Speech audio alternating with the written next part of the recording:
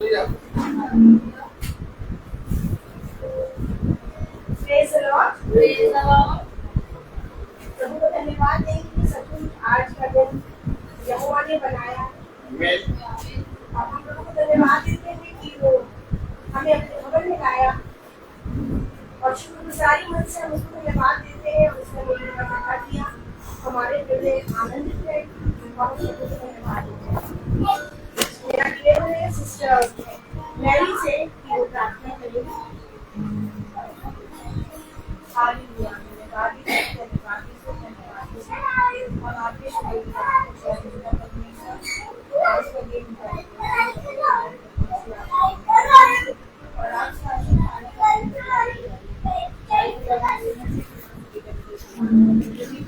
और 1 महीने के बाद प्रभु जी सिस्टर जी के साथ यहाँ भवन में आने के लिए प्रभु जी आपने हमारी सहायता मदद की है। हर एक बला से खतरों से बचा करके लाए, सफर में हमारे साथ रहे प्रभु जी। दोनों बहनों के हमारे आने जाने में अगुवाई की है प्यारे पिताजी, और अपने छोटे झूम को हमने सही सलामत पाया है प्यारे पिताजी। हम सब बातों के लिए धन्यवाद करते हैं प्रभु जी। जो भी आप करते हैं आप अच्छे भले के लिए करते हैं। जो भी काम होता प्रभु तेरी ओर से होने वाला हो प्यारे प्रभु जी। जो भी गीत गाए, जो भी वचन पढ़ा जाए प्यारे प्रभु जी, वो सब प्रभु जी तुझको पसंद आए प्यारे प्रभु जी। और जितने भी बहन भाई लोग रास्ते में हैं प्रभु जी, जो आ रहे हैं प्रभु, जो घर से निकल रहे प्रभु, सबको अपने पंखों की तरह छिपा करके लाना प्यारे प्रभु जी। हम सच्ची बहन के लिए भी धन्यवाद करते हैं प्यारे प्रभु जी। और प्रभु उनको भी उनके बच्चों को भी सबको सही सलामत लेकर आना प्रभु। आपने उनको संभाला है प्यारे पिताजी। आपके दास के लिए हम प्रार्थना करते हैं प्रभु जी। जो भी कुछ आप अपने दास के जरिए प्रभु हमको सिखाना चाहते हैं वचन के जरिए प्रभु जी, हमारा सुनने वाले ही नहीं बल्कि उस पर अमल करने वाले, विश्वास करने वाले बने प्रभु जी। सब बातों के लिए हम आपका धन्यवाद करते हैं। एक मन एक चित होकर के प्रभु तेरी आराधना स्तुति करने के लिए प्रभु हमारी सहायता मदद करना। सब बातों के लिए आपका धन्यवाद करते प्रभु जी। और सब लोगों को प्रभु जी लेके आना सही सलाम पिता। सारा आदर महिमा आपको देते पिता। आगे की सभा को तेरे पवित्र हाथ में सौंपते हैं यीशु मसीह के पवित्र नाम से, आमीन।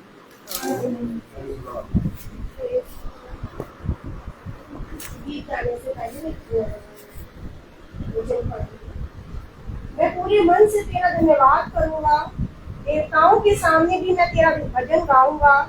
मैं तेरे पवित्र मंदिर की ओर दंडवत करूंगा और तेरी करुणा और सच्चाई के कारण तेरे नाम का धन्यवाद करूंगा, क्योंकि तूने अपने वचन को अपने बड़े नाम से अधिक महत्व दिया है। और सॉन्ग नंबर 22 पेज नंबर 14। सभी को प्रेज द लॉर्ड।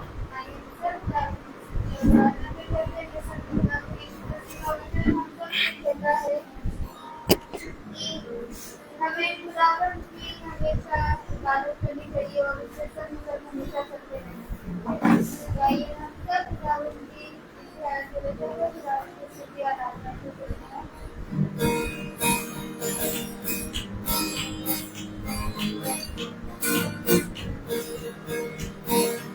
आशीष तुझसे गाते हैं मेरे पिता आते हैं। आशीष तुझसे चाहते हैं मेरे स्वर्ग पिता आते हैं। कोई खूबी है नहीं ताकत,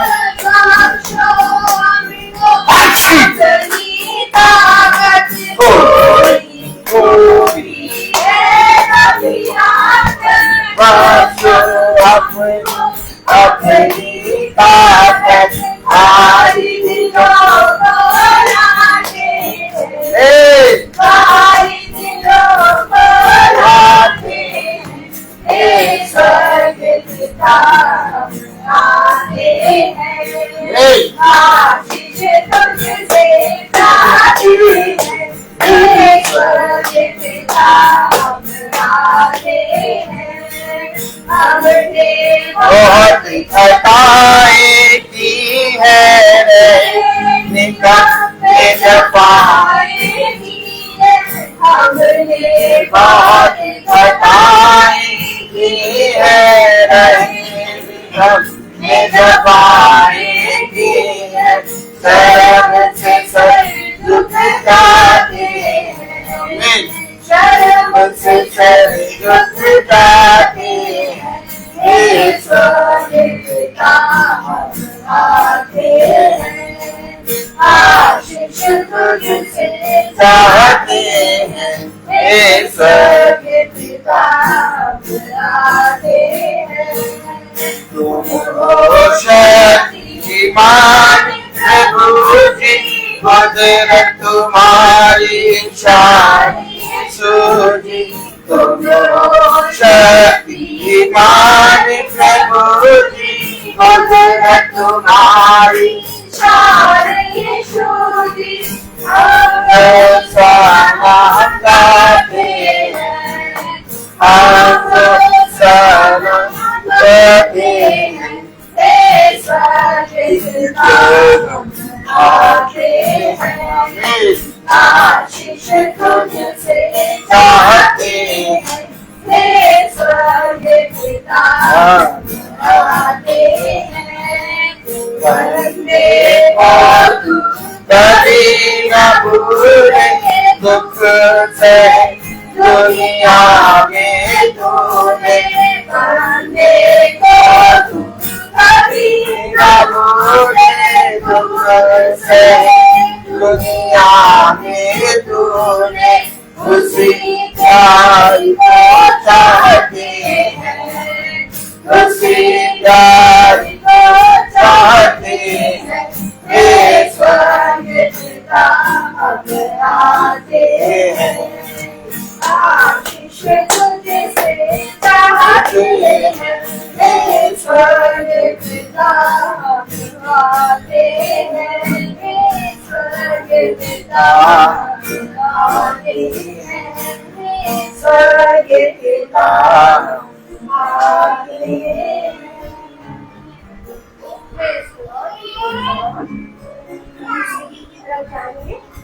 भजता क्यों नहीं थे मनोहर, सचमुच में हमें प्रभु ईश्वर की आशीष पानी है, तो हमें उसके भवन में आके उसके नाम का धन्यवाद करना है और उसका भजन करना है, उसकी महिमा आत्मा से करनी है।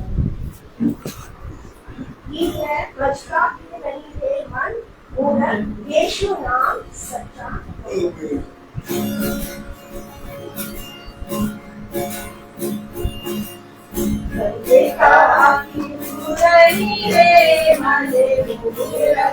यीशु नाम सच्चा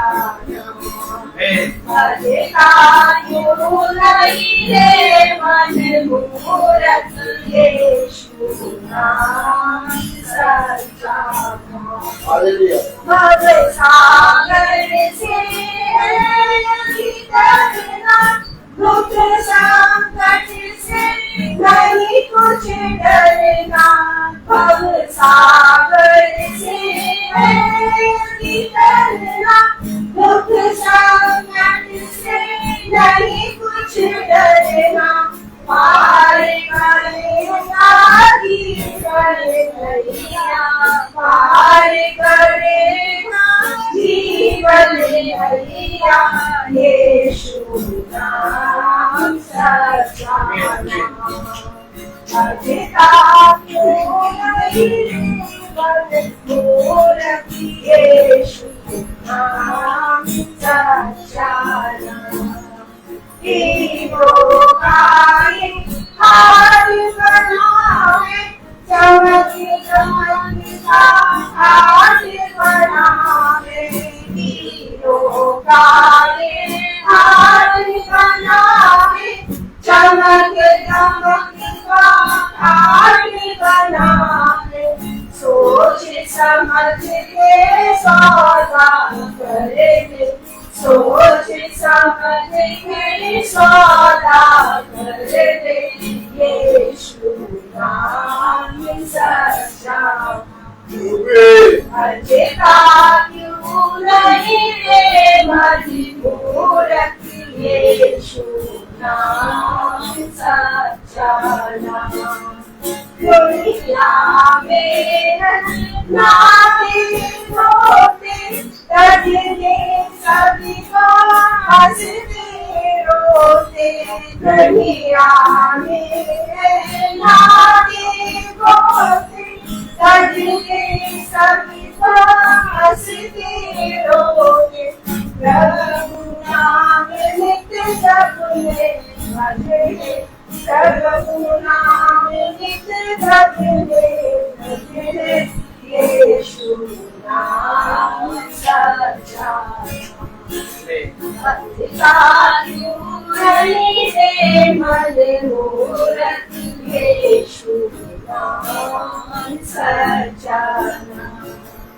दुनिया से है एक दिन जाना फिर माया से क्यों लिपटाना दुनिया से है एक दिन जाना फिर माया से क्यों लिपटाना प्राण रहे जब तक तन बदले प्राण रहे जब तक तू बदले यीशु नाम सच्चा नाम बजता क्यों नहीं रे मन मूरत यीशु नाम सच्चा नाम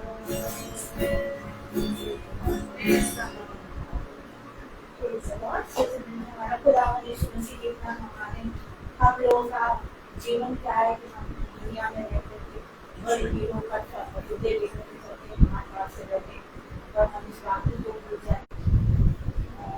प्रभु का धन्यवाद करती हूँ। खुदावन ने मुझे अभी तक संभाल करके रखा है और बीते दिनों में प्रभु ने मुझे बहुत आशीष दी है। और मैं जब जा रही थी दिल्ली जाने का मेरा प्रोग्राम, मतलब मन ही मन में सोच रही थी कि मैं दिल्ली कैसे जाऊं और मुझे 3 साल हो गए मैं जा नहीं पा रही हूँ। मन ही मन में सोचे जा रही थी और प्रभु की ओर देख रही थी। मैंने कहा प्रभु यदि तेरी इच्छा होगी तो मुझे दुनिया की कोई ताकत रोक नहीं सकती, मेरी रोग बीमारी मुझे कमजोर नहीं बना सकती। प्रभु तेरी इच्छा होगी तो तेरे नाम की महिमा दिल्ली में जा करके मैं जरूर करूंगी और तेरे बारे में अपने बच्चों को बताऊंगी।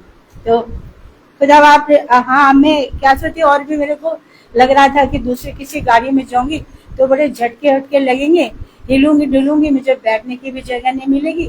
जैसे मेरा सांस फूल रहा है, खांसी आ रही है, बहुत ज्यादा बलगम आ रहा है। तो मैं ये सब बातें अपने मन में रख के सोच रही थी। खुदा आपने बोला है कि उठ, क्या सोचती है, जा करके तेजा गाड़ी का टिकट बुक करा। तो मैंने कहा अच्छा प्रभु। तो मैं गई, मैंने कहा चल बेटा हम लोग चलते हैं, टिकट बुक कराने चलते हैं। तो उसने हमारा टिकट बुक कर दिया और फिर मेरे को ये लगा कि अब तो इतनी कोल्ड गाड़ी है, बहुत ठंडी है और ठंड लगेगी और मेरी फिर सांस उखड़ेगी, सांस तो उखड़ी हुई है, मैं कैसे ठंड में करूंगी। लेकिन खुदा आपका धन्यवाद करते हैं, हमें जाने में आने में वो गाड़ी इतनी नॉर्मल रखी और हर प्रकार की उसमें सुविधा रही। और इतना मैं सोच भी नहीं सकती थी कि मैं इतनी महंगी गाड़ी में कभी सफर करूंगी। और उसमें सब कुछ खाने पीने का हर चीज की सुविधा, एक ही गाड़ी से हम एक दिन में आ जा सकते हैं। टिकट थोड़ा महंगा है मैं, लेकिन ये खुदा बाप की ओर से हुआ। इतना अच्छा सफर मुझे कराया और खूब खाया पिया, खूब मौज मस्ती से गए, आने मनाते मैं सारी हर वक्त प्रभु का हृदय से धन्यवाद निकलता रहा। मैंने कहा प्यारे प्रभु यीशु मसीह, मैं आपको पिता बहुत धन्यवाद करती हूँ।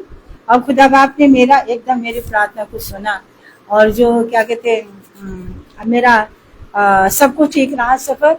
और ये फोन आ गया था बीच में करना। तो फिर मैं उसके बाद में हमने क्या किया कि दिल्ली में गए तो हम अपनी बेटी के घर में, ट्रेन में भी बहुत अच्छा खाया। और उसके बाद जब मैं वहां से लौट के आई 18 तारीख को सही सलामत आए, 19 तारीख को फिर मेरी तबीयत खराब हो गई यहाँ पर आकर के। और फिर मेरे इतनी सांस उखड़ गई, इतनी सांस उखड़ गई कि मेरे को सांस लेना मुश्किल हो गया और इतनी खांसी आ रही। मैं वॉश बेसिन के सामने खड़ी, मैं गलाला करने पे थी लेकिन गलाला भी नहीं हो पा रहा। मैंने खुदा बाप बस अब तो मैं तेरे पास आने वाली हूँ, क्योंकि कंडीशन मेरी ऐसी हो गई है कि बस अब मैं मरने वाली हो रही हूँ, बस तेरे पास आने वाली हो रही हूँ। खुदा बाप मेरी मदद करें। और खुदा बाप ने एक ध्यान का फोन आया तो उसने अब मेरे से पूछा कि क्या हुआ सिस्टर, आपकी तबीयत तो ठीक है? मैंने कहा नहीं सिस्टर, मेरी तबीयत खराब है, बस मुझे लग रहा है कि आज मैं मर जाऊंगी, मेरी तबीयत ठीक नहीं है। मैं उनसे बात नहीं कर पा रही बिल्कुल भी। तो उन्होंने मेरी दुआ भी करी और मेरे को बोला कि तुम विश्वास रखो, सब प्रभु की महिमा होगी और तुम चिंता ना करो, प्रभु पर विश्वास रखो। मैंने कहा हाँ सिस्टर। वो बात करते करते और एकदम मुझ में इतना बल आ गया, इतनी शक्ति आ गई और मेरा सांस वास पूरा ठीक हो गया। और कहाँ गई खांसी, कहाँ गया सर्दी जुकाम, मुझे पता ही नहीं चला। फिर मैं उठ करके अपने गमले की नलाई करी, कहाँ तो मुझसे बोला नहीं जा रहा था, कहाँ मैं उठ नहीं पा रही थी। गमले की नलाई करी, पानी डाला, खाद डाला और बड़े मजे से उछल कूद के घर में बाहर भीतर आ रही। 19 तारीख का शुक्रवार था। मैंने उस दिन से खाना पीना मतलब मैं बहुत खाया अच्छे से, किसी चीज की कोई परहेज नहीं, कुछ नहीं। ना मैं नींबू लेजर ले रही हूँ, ना मैं दवाई ले रही हूँ, ना मैं पंप ले रही हूँ। आज कितनी तारीख हो गई? आज 24 तारीख होगी। मैं प्रभु के घर में इस बात की प्रभु का हाथ उठा के धन्यवाद करती मैं गवाही दे रही हूँ कि ना कोई मैंने दवाई खाई, ना मैंने कोई पंप लिया। और मैं आज से मैं 2 वक्त में नींबू लेजर लेती थी, 2 बार पंप लेती थी, हालत बिगड़ती गई। प्रभु का धन्यवाद करते, तली वाली चीजें मिर्च मसाला खूब खा रही हूँ, प्रभु का धन्यवाद करते, प्रभु के भवन में खड़ी हूँ। और अभी भी गाना खूब खुल के गाया और कहा तो बिल्कुल नहीं, मुझे लगा था कि नहीं गा सकती कुछ। प्रभु तेरी महिमा कौन करेगा, अगर हम नहीं करेंगे तो कौन करेगा। हम तेरे प्रभु का धन्यवाद हो। Praise God bless you sister. हम प्रभु को धन्यवाद देंगे कि सच में आज बड़े आनंद का दिन है। और जैसे कि आपको पता है कि मैं 24 तारीख को यहाँ से लखनऊ से गुड़गांव गई थी बेटियों के पास रहने के लिए, और 24 तारीख को ही प्रभु मुझे वापस से लेकर आया। मैं हृदय से प्रभु को धन्यवाद देती हूँ। और आज इतना आनंद का दिन है कि आज का दिन भवन में है और मैं प्रभु के नाम की करूँ स्तुति और महिमा करूँ। और सच में प्रभु बड़ा महान है। जब मैं अपनी बेटियों के पास गई, प्रभु मैंने अपनी आँख की पुत्री की तरह संभाला, मेरे बच्चे के सारे सुरक्षित होता है। और मैं प्रभु को हृदय से धन्यवाद देती हूँ ट्विंकल के लिए, आशिका के लिए और अमन के लिए, बेटी के लिए, जो प्रभु ने उनको संभाल के रखा है। ये सब हमारे यादव की प्रार्थनाओं और जुड़ी की प्रार्थनाओं का एक प्रतिफल है जो प्रभु ने आज तक क्या करा है, हमें संभाल के सुरक्षित रखा है। मैं प्रभु को धन्यवाद देती हूँ कि पूरा महीना तो मैं किसी तरीके से अक्षता की घड़ी पे रही, दीदा भी वहीं आके रहने लगी और वहीं पर थी वो। और फिर मैंने कहा नहीं, अपने घर भी मुझे लेके चलो, मुझे वहाँ सही करना है। फिर वो मुझे लेके गई और मैं प्रभु को धन्यवाद देती हूँ कि उसके घर को भी याजक ने ब्लेस किया। मैं प्रभु को धन्यवाद देती हूँ ये सारी आशीषों के लिए जो प्रभु ने हमें दी। सबसे बड़ी आशीष ये रही कि प्रतिदिन की प्रार्थनाओं में, प्रतिदिन चलने में प्रभु ने अगुवाई की और प्रतिदिन का महीना हमें आगे को मिला। ये बड़े आनंद की बात है कि हर चीज में प्रभु ने हमें क्या रखा, आनंदित रखा। चाहे परिस्थितियां उस समय कुछ भी क्यों ना हो रही हो, मगर प्रभु ही है जो क्या करता है, हमें अपने आनंद से रखा है। और जैसे हम वचन में सीख रहे हैं कि खुदा कहता है कि तुम आनंदित रहो, तब मैं तुम्हें भी आनंदित रहने पाऊंगा। और सचमुच में जब हम खुदा में आनंदित रहेंगे तभी खुदा हमें आनंदित रहने पाएगा। मेरे प्रिय भाइयों और बहनों, जो कुछ भी आप सुन रहे हैं इस चीज को स्मरण कर लें कि ये क्लेश और विपत्ति तो हमारे तैयारी है। वो पौलुस के लिए भी कहा और जैसे यशायाह के लिए भी कहा, सबके लिए कि खुदा ने कहा कि ये सबों के जीवन में क्या था, एक क्लेश और एक विपत्ति थी। और उन क्लेश विपत्ति को भूले और आगे की ओर बढ़े, पीछे की बात को भूल कर आगे की ओर दौड़े, क्योंकि ये पत्तियां, ये क्लेश हमें पीछे करेंगी। मगर जब हम खुदा की दृढ़ता से चल रहे हैं और प्रभु हमें चला रहा है, तो मेरे प्रिय भाई बहनों, हम किसी भी रीति से किसी चीज को अवसर न दें कि वो हमारे लिए उत्साहित पालन बने। प्रभु के भवन में आकर उसके आत्मा और सच्चाई से उसकी महिमा करें। आज का दिन मुबारक है, आज का दिन मिला है हमें। हो सकता है मैं आज ही आई और नहीं आने का होता, मगर मेरे मन में था कि मैं भवन जाऊंगी। और मैं यही सोच रही थी यार कि प्रभु मुझे कैसे ले जाएगा। और थोड़ी देर बाद आगे पढ़ने के बाद सिस्टर मेरी का फोन आ गया, क्योंकि मैंने खुदा से यही कहा कि मैं कैसे जाऊं। हम तो पूरा तैयार किए, एक सेकंड में बाकी चले आए और फिर मन नहीं करता। सिस्टर मेरी का फोन आया, मैंने कहा सिस्टर तुम मुझसे बोलने लगी करना, हाँ सिस्टर आज चलेंगे, आज समझ जाना। प्रभु को ऐसे धन्यवाद देती हूँ कि सचमुच प्रभु अगर हमारे मन इच्छा है तो प्रभु उस इच्छा को जानता है।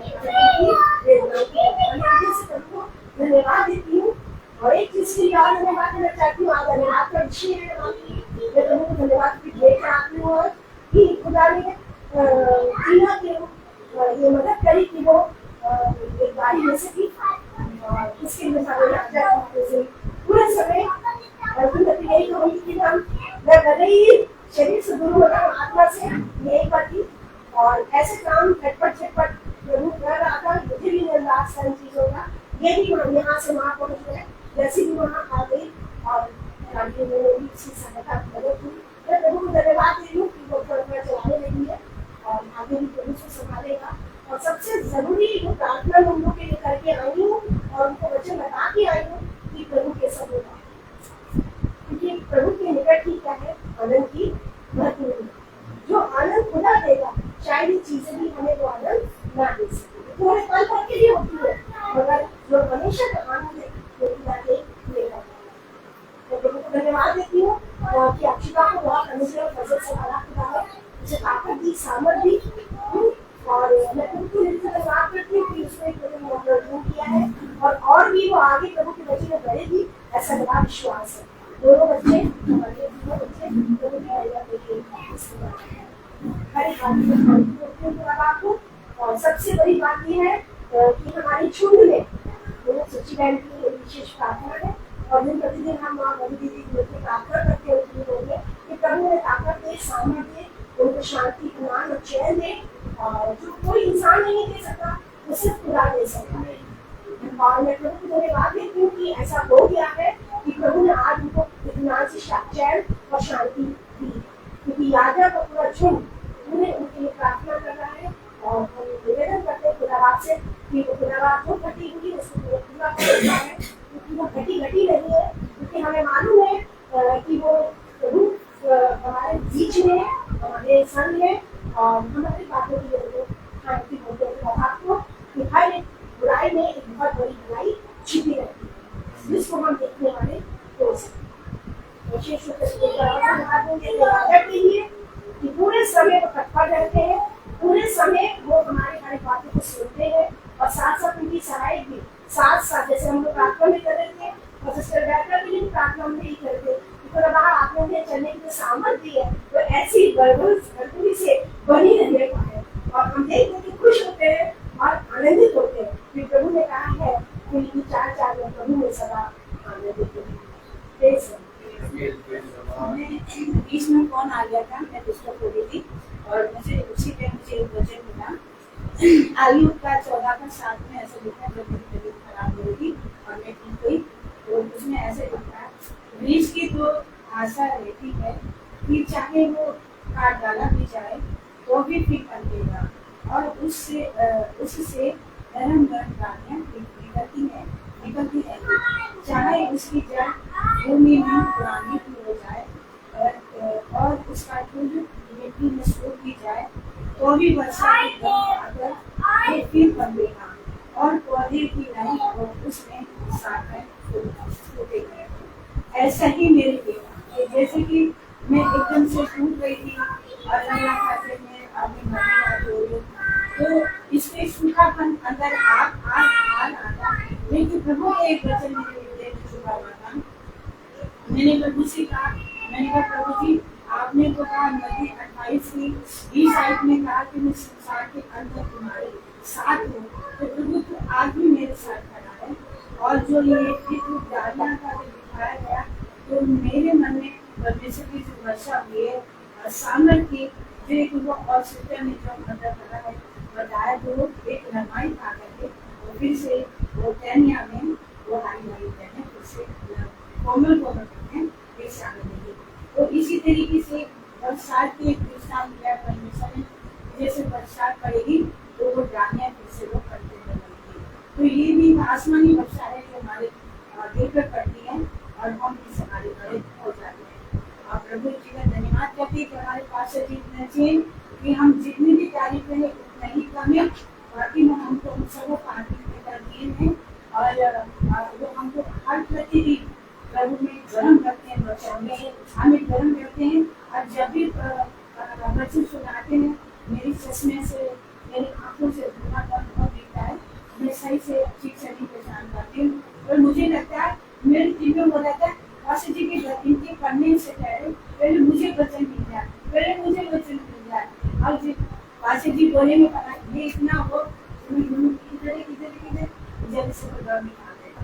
हाँ अब तो पास्टर जी लगे पानी तो मैं चल जाती है ना, तो उसको करना शुरू कर देती हूँ।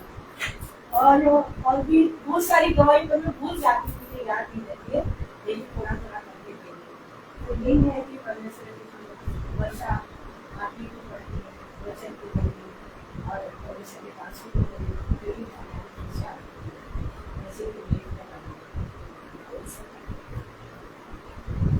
सचमुच में गवाही देना प्रभु के लिए की महिमा करना है।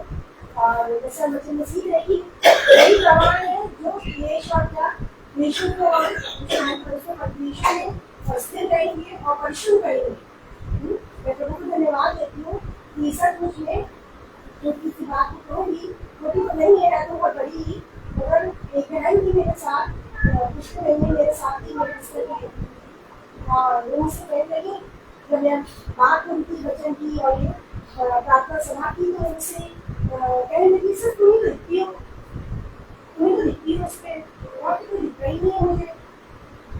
तो हम लोग अपने प्रभु की महिमा के लिए वचन जो भी लिखते हैं आने लिखते हैं जैसे तुम्हें दिखती हो और तो देखता ही नहीं है। मैंने मैंने कहा कि थोड़ी तो चुने जाए तुम्हें होंगे ना, सब तो चुने हुए नहीं है ना। मैं प्रभु को धन्यवाद देती हूँ कि प्रभु ऐसा बोलने की क्या देता है सामर्थ्य। भले एक हो, एक ही क्या है सबसे पानी समझे नहीं कैसे याद से एक ही क्या एक योद्धाई इसलिए मेरे प्रिय भाई बहन जो आज वचन सुन रहे हैं वो अपने घरों में न बैठे, ये समय बहुत कम है। हम आए और प्रभु की महिमा की इस्तेमाल करें। Praise the Lord. हमें देखो हमें ये अपने याद से हमें वचन की ओर ले जाए हमारे और भी भाई बहन God bless you sisters. Praise the Lord.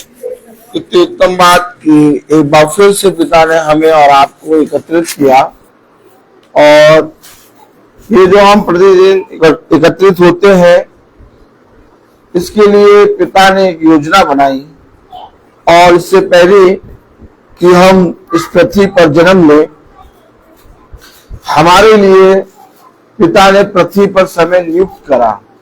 जैसे हम देखते हैं कि मनुष्य की आयु नियुक्त की गई है और उसके महीने और उसके दिनों की गिनती खुदा के पास है, वैसे ही पिता का जो समय है जो मनुष्य के जीवन से पिता को अपने सेवकाई में लेना है वो खुदा ने अपने अभिषिक्तों के जीवनों में रख दिया है।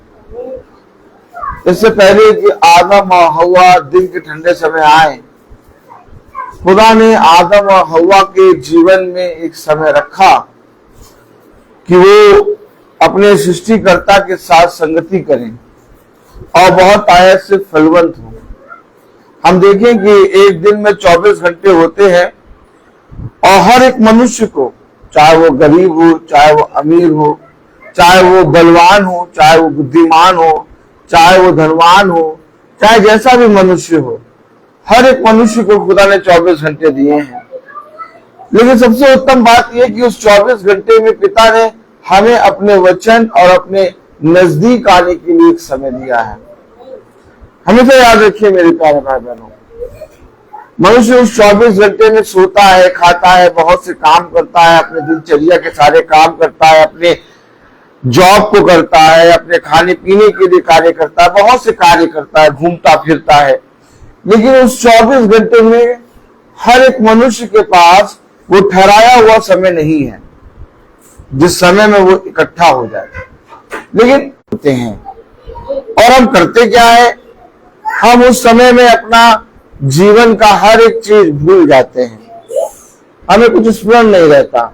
हमने क्या कमाया, हमने कहाँ बुद्धि लगाई, हमने कहाँ धन कमाया, हम कहाँ कहाँ गए, क्या करा, हमारे बैरी कितने हैं, हमारे अगर हम बहुत ध्यान से देखें तो हम जो पिता के वचन में महासभा में एक ही समय में पिता के वचन को सुनता ही रहता है। मेरे प्यारे भाई बहनों, हमें इस संसार से एक समय में कुछ समय के लिए अलग होना है। 24 घंटे में हम इस संसार में रहते हैं, लेकिन उस 24 घंटे में एक समय हम अपने पिता के साथ संगति करें। और उस 24 घंटे में जब हम अपने पिता से संगति करते हैं तो हम संसार की सारी चीजों को भूल जाएं। इसलिए जब हम महासभा में बैठते हैं तो हम देखते हैं कि हम सब कुछ भूल के, जैसे कि हमारा कुछ है ही नहीं, हमें कहीं जाना ही नहीं, हम वचन में बैठे हैं, वचन से ही हम उड़ जाएंगे। हम बैठते हैं और सुनते हैं और ऐसी संगति करते हैं कि हमें पता भी नहीं लगता कि घंटा, 1 घंटा, 1.5 घंटा कब निकल गया। यही है पिता का आत्मा। हम जब तक इस शरीर में हैं, हम पाप में गिरते जाएंगे। हम अपने पापों को अपने शरीर से दूर नहीं कर सकते, लेकिन हाँ, एक है जो हमारे पापों को अपने पवित्र लहू से धो के शुद्ध करता है और हर एक क्षण हमारे शरीर को, हमारे इस देह को पिता अपनी आत्मा से शुद्ध करता है, पवित्र करता है। कलाम में लिखा है कि शरीर आत्मा के विरोध में और आत्मा शरीर के विरोध में है, लेकिन कलाम में यह भी लिखा है कि तुम मेरे मंदिर हो, मैं तुम्हारी देह और तुम्हारे शरीर में वास करूंगा। मेरा मंदिर तुम्हारी देह है। दोनों बातें हैं। जब हम पिता के साथ संगति करते हैं तो ये देह पवित्र होती है, लेकिन जब हम इस संसार के साथ संगति करते हैं तो ये देह असाध्य रोगों से और हर अधर्म के कामों से भर जाती है। मेरे प्यारे भाई बहनों, जो सामर्थ्य, जो ताकत पिता ने हमारी देह में दी है, वो इस संसार में किसी जानवर या किसी भी चीज में नहीं दी। हमारी देह हर एक मौसम में अपने आप को ढालने की सामर्थ्य रखती है। अगर आप बहुत ध्यान से देखें कि जब पिता ने उस गिरसेनियों के देश में रहने वाले उस व्यक्ति से पूछा, तेरा नाम क्या है, तो उन्हें उसके अंदर जो दुष्ट आत्माएं थी, उन्होंने कहा हम सेना हैं। अर्थात समझिए, इस शरीर में इतनी सामर्थ्य है कि सेना यानी कितनी आत्माएं इस शरीर के अंदर रह सकती, तब भी ये शरीर फट नहीं रहा। क्यों? क्योंकि इस शरीर को खुदा ने बनाया है। पहले हम इन बातों को समझें। मेरे प्यारे भाई बहनों, हमारा शरीर, हमारी देह बहुत सामर्थ्य से भरी है और बहुत इसमें पिता ने अपना आत्मा डाला है, अपनी सामर्थ डाली है। इसमें इतना पावर है, इतना पावर है कि इस शरीर से तुम कुछ भी जीत सकते हो। लेकिन ये बात पिता का वचन हमें समझाता है। उसके अंदर सेना थी, कम से कम 3000 आत्माओं से ऊपर, उसके एक ही शरीर के अंदर। और हम कितनी जल्दी हार मान जाते हैं, हम कितनी जल्दी मायूस हो जाते हैं, हम कितनी जल्दी रोने लगते हैं, हम कितनी जल्दी संदेह करने लगते हैं। एक पूरी सेना इस शरीर के अंदर प्रवेश कर सकती है और हमें इतनी ताकत पिता ने दी है। इसके बाद भी शैतान हमें दिखाता है कि अब कुछ नहीं हो सकता, अब तुम जाओ और अपने सृष्टिकर्ता को कुड़कुड़ाओ और उसके विरोध में बातें करो और जाओ और जाके मर जाओ। देखिए, हमेशा याद रखिए, थोड़ा हमें वचन में सचेत रहना होगा, क्योंकि वचन हमारी देह को बहुत आयत से पवित्र करता है, प्यूरिफाई। हम दिन भर में जितने जितने लोगों से मिलते हैं, जहां जहां जाते हैं या कहीं पर भी रहते हैं, हमारे मन में जो विचार आते हैं, वो सारे अधर्म के काम हमारी देह में धीरे धीरे करके आते जाते हैं। लेकिन जब हम एक समय पर इकट्ठा होते हैं और पिता के वचन में बैठते हैं, तो पिता उन सारे अधर्म के कामों को एक एक करके इरेजर देता है, मुझसे साफ करता है। आइए वचन को आदर और महिमा देने के लिए हम अपने स्थानों पर खड़े होंगे और वचन में क्या लिखा है इसको हम पढ़ेंगे। दूसरा इतिहास उसका 7वां अध्याय उसकी 3री आयत। दूसरा इतिहास उसका 7वां अध्याय और उसकी 3री आयत। Praise the Lord, hallelujah. दूसरा इतिहास उसका 7वां अध्याय और उसकी 3री आयत। हम सब भाई बहन खुदा के वचन को आदर और महिमा देने के लिए अपने स्थानों पर खड़े होकर पढ़ेंगे। जब आग गिरी और यहोवा का तेज भवन पर छा गया, तब सब इजरायली देखते रहे और फर्श पर झुककर अपना अपना मुंह भूमि की ओर किए हुए दंडवत किया और यूं कहकर यहोवा का धन्यवाद किया, वह भला है, उसकी करुणा सदा की है। खुदावन का वचन जो कि पवित्र है, इस पवित्र वचन को खुदा हम निकम्मों को समझने और उस पर चलने की सामर्थ प्रदान करे। आमीन। हम सब अपने स्थानों पर बैठ जाएं। आपने कुछ देखा, यहां पर कुछ घटा, और जो घटा अगर उसे हम बहुत आयत से अपने जीवन में देखें तो हम पिता के सम्मुख किस रीति से खड़े होंगे। जो छोटे बच्चे होते हैं LKG वाले या प्राइमरी वाले, उनको खड़े होने का तरीका बताया जाता है, उनको बैठने का तरीका बताया जाता है, उन्हें कोई स्टडी नहीं कराई जाती, उन्हें बताया जाता है कैसे बोलो, कैसे विश करो, कैसे क्या करो। क्योंकि हम जहां पर हैं ये एक परम पवित्र स्थान है। सबसे पहले समझिए, वचन हम घर में बैठ के भी सुन सकते हैं और फेसबुक पे भी सुन सकते हैं, यूट्यूब पे भी सुन सकते हैं। हमें इतनी दूर आने से की कोई जरूरत नहीं है, लेकिन तब भी हम यहां भवन के अंदर क्यों बैठे? बाइबल हमारे पास है, बाइबल हम खोल के पढ़ सकते हैं। हम रोज मीटिंग उठाते हैं, अपने फेसबुक पे देख सकते हैं, हम रोज मीटिंग यूट्यूब पे देख सकते हैं। लेकिन हम यहां क्यों आए? क्योंकि वचन एक चिन्ह पा चाहता है, वचन एक चिन्ह, वचन एक प्रेजेंस चाहता है। कहता वहां उपस्थित हो। क्यों वहां उपस्थित हो?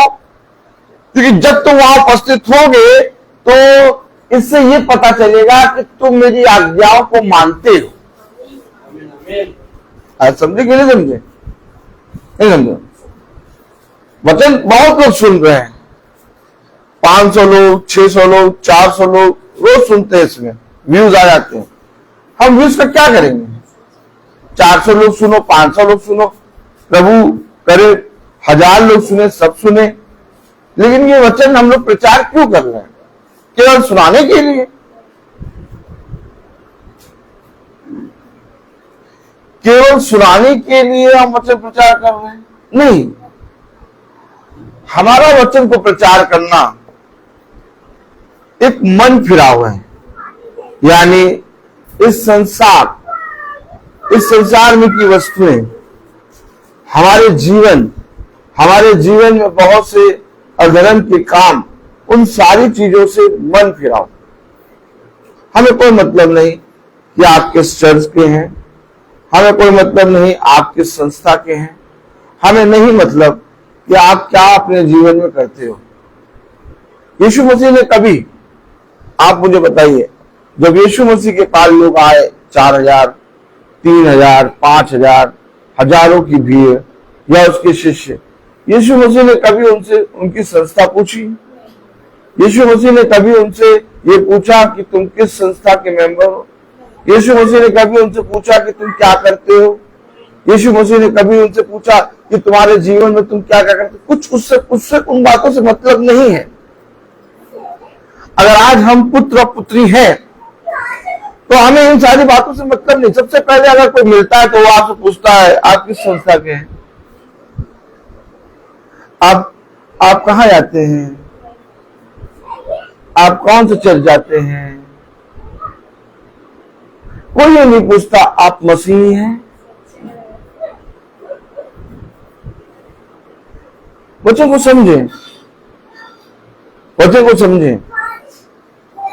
लोग वो पूछते हैं जो खुदा ने कभी नहीं पूछा, और जो मेरे बच्चे होंगे वो भी मेरी ही तरह होंगे। उन्हें किसी बात से कोई मतलब नहीं होगा, कौन कहां का, किस मुल्क का, किस घर का, किस घराने का, कहां का, क्या, उन सारी चीजों से क्या लेना। पिता कहता है जो विश्वास करेगा,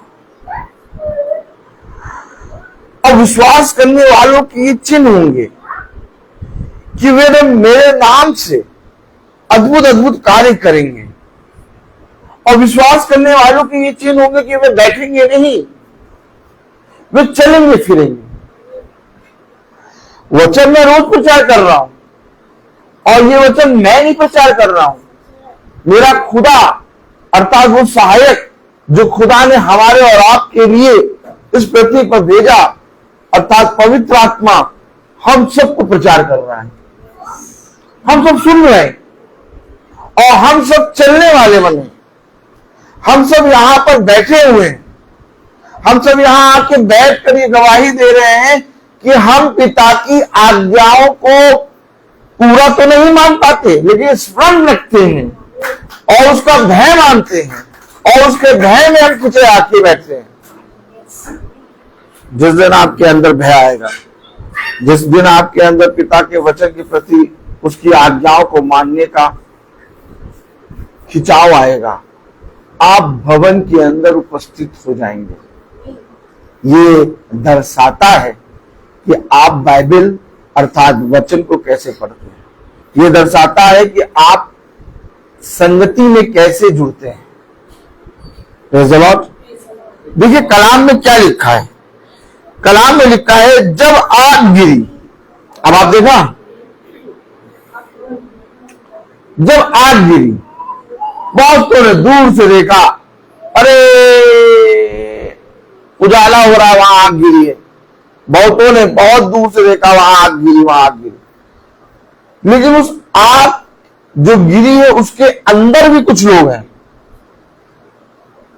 आप समझे?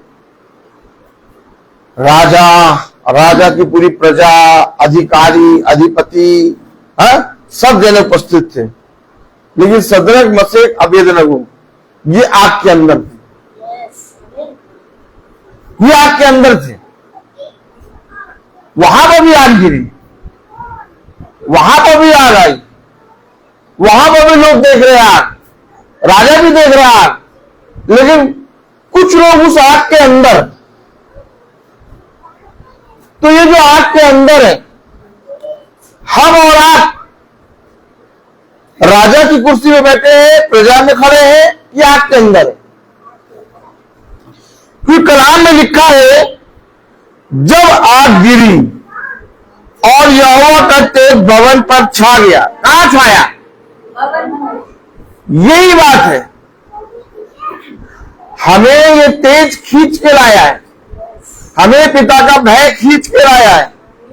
यहोवा का तेज भवन पर आया, छाया।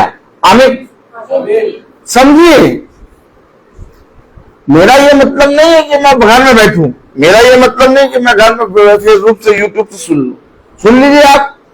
लेकिन ये आग की लपटें, ये आग का महसूस करना, ये आपको मोबाइल और यूट्यूब और फेसबुक पे नहीं मिलेगा। इसके लिए आपको आग के भीतर आना होगा।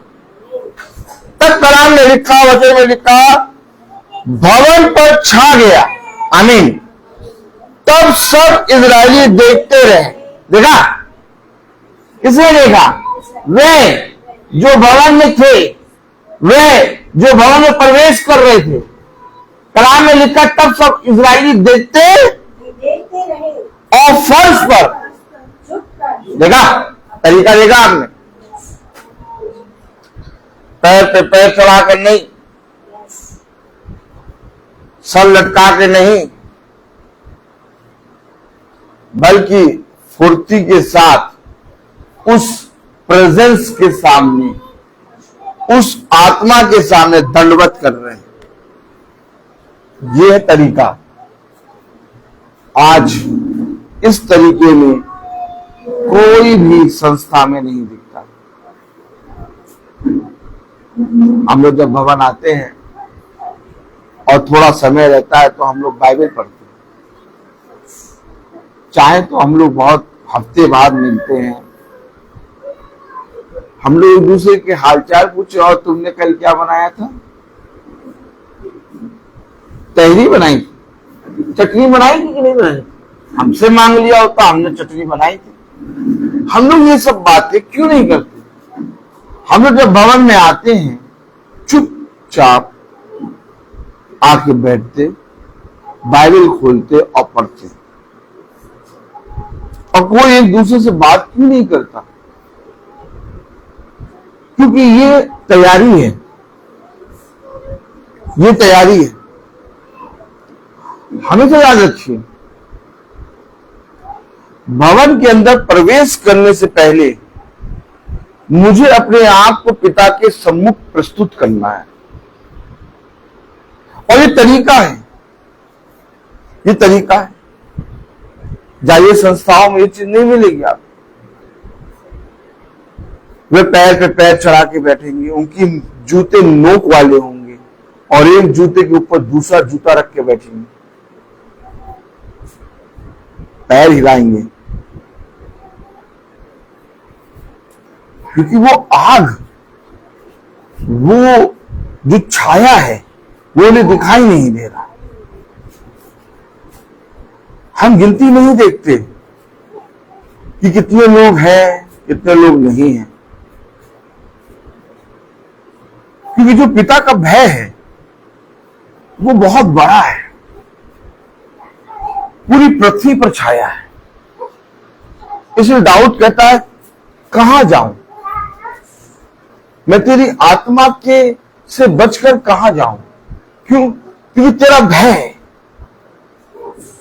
तेरा भय मेरी अगुवाई करता है, तेरा भय मुझे चलाता है। इससे पहले कि मैं बुरे मार्ग पर जाऊं, इससे पहले कि मैं बुरे मार्ग के विचार में को अपने मन में लाऊं, मैं सोचता हूं, लेकिन इससे पहले कि मैं वहां चलूं, तेरा भय मेरे पांव को स्थिर करता है। देखिए कलाम क्या कह रहा है, वचन क्या कह रहा है?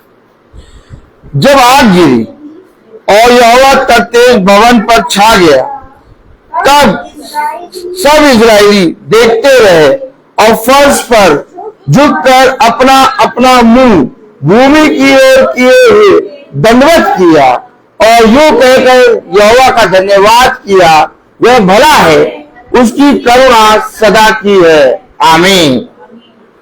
वो भला है, उसकी करुणा, देखा आपने? यहोवा के अभिषिक्त, यहोवा के लोग एकदम अलग होते हैं।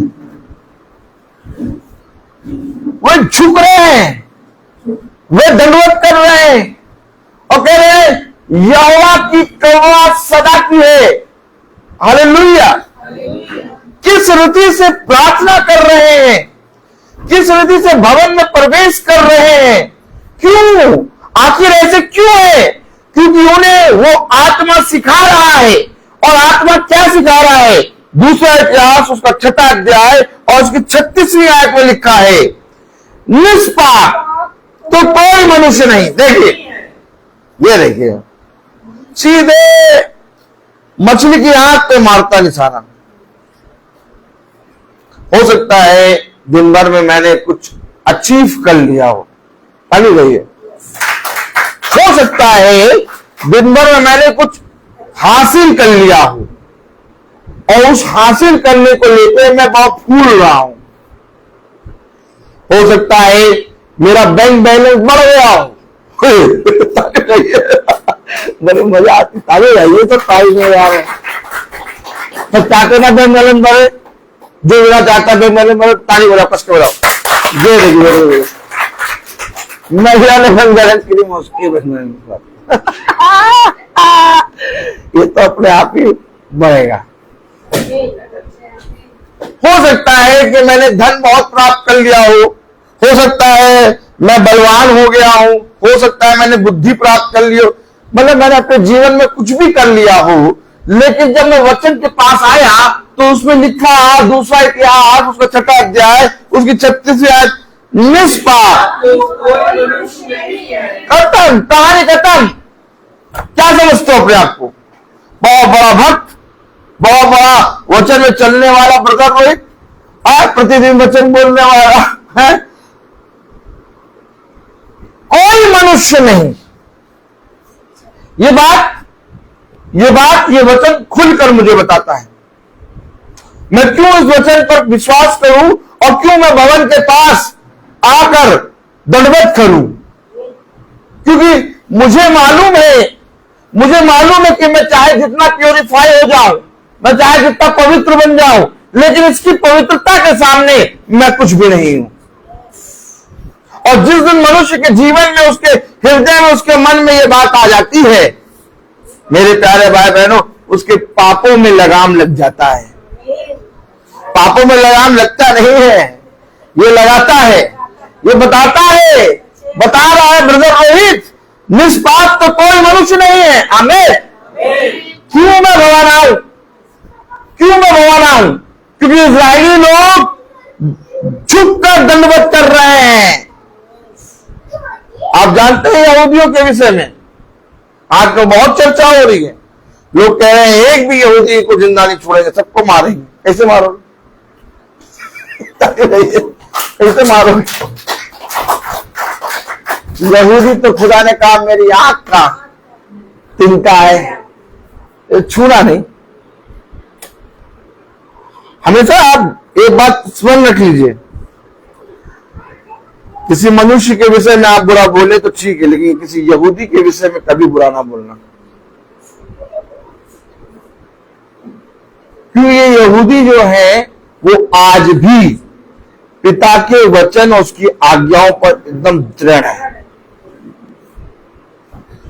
मैं आप नहीं कर पाएंगे, हम आप रोज प्रार्थना कर रहे हैं, लेकिन एक किसी दिन यहूदी से किसी टक्कर हो गई, हम लोग स्वाह हो जाएंगे।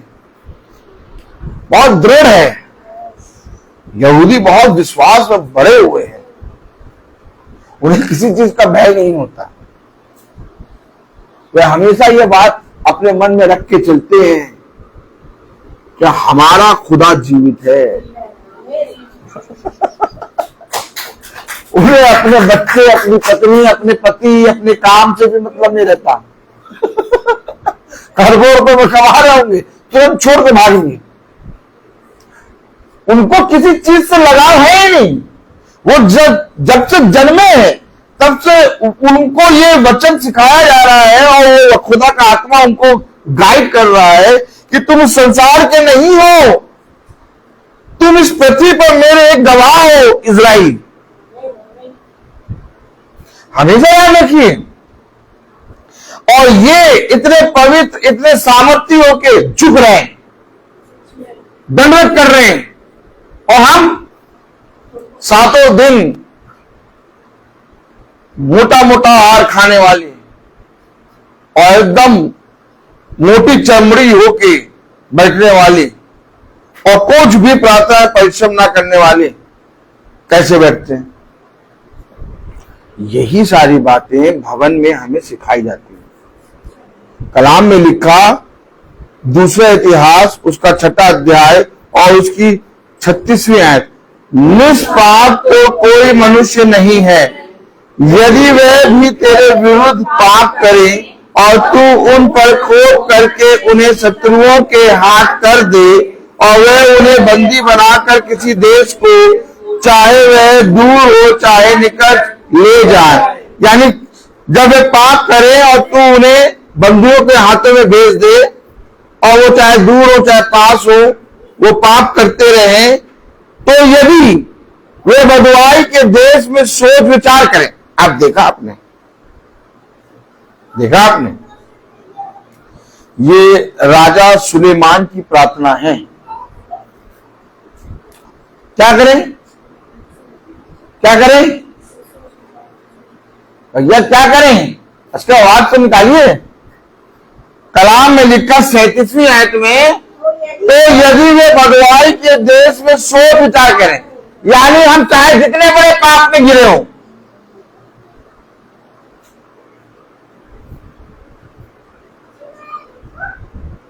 हम चाहे जितने पापों में गिरे हों, चाहे जितने बड़े पाप में, चाहे जितने बड़े दोष में पड़े हो, लेकिन अगर हम वहीं पर पड़े पड़े सोच विचार करें।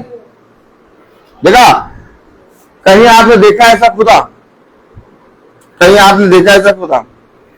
जाके देखिए, जितने देवी देवताओं के पास जाएंगे कहेंगे इतना घी चढ़ाओ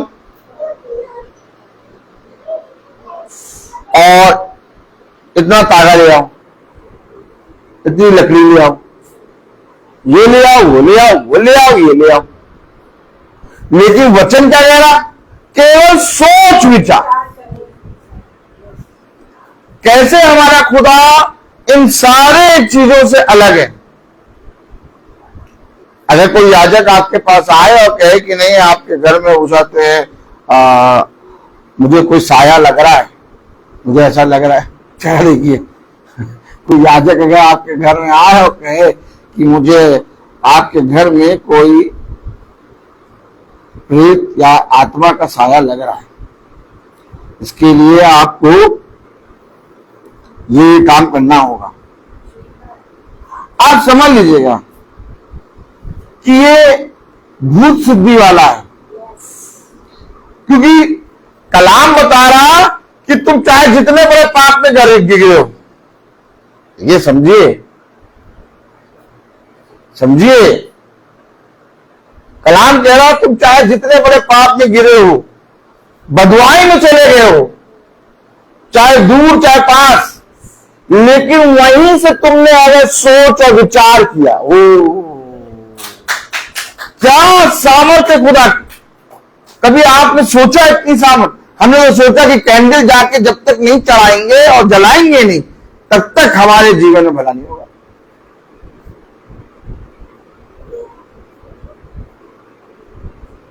कहां लिखा कैंडल? कहां लिखा आशीर्वाद का आटा? कहां लिखा 2 किलो अनार? कहां लिखा लाल लाल सेब? कहां लिखा 1 दर्जन से नीचे कोई केला ना होना चाहिए? 1 दर्जन केला, मैं हूं अकेला। कलाम में लिखा, वचन में लिखा 37वीं आयत, तो यदि के देश में सोच विचार करे, देखा क्या करे? सोच विचार करे।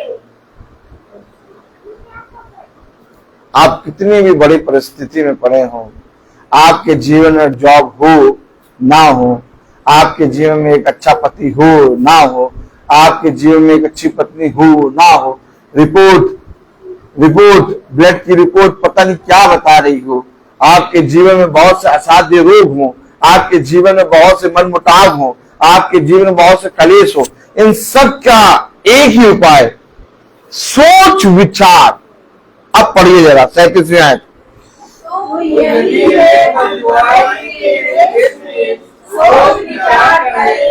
और फिर कर अपने बंदी बनाने वालों के देश में तुझसे गिड़गिड़ा करके ये लगे,